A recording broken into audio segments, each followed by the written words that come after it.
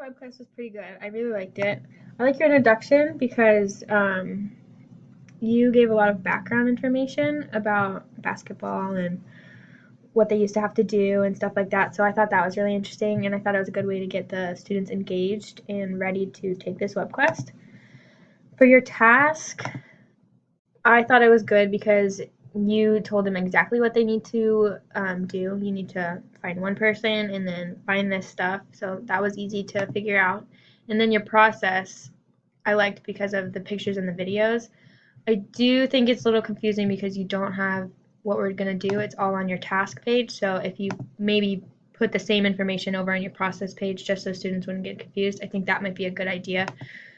Your evaluation was good. You explained every single point that they would be getting, so great. I thought your conclusion was good, and your teacher page, you said why you created it, and you gave who your intended audience was. So I thought that was all really good. Great job.